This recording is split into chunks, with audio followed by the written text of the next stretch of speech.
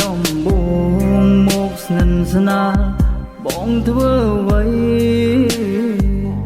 យកចិនពេងក្តីរូបបងទៅលេងសាឃើញមនុស្សប្រុសម្នាក់នេះឈឺ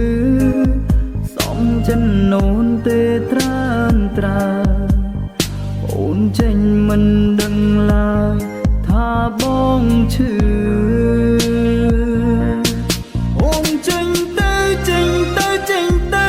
ទុំឲ្យបងឈឺពេញដងបងឈឺជាជំងឺគ្មានថ្នាំព្យាបាលអូនចេញទៅចេញទៅចេញទៅបងឈឺអន្ស្រា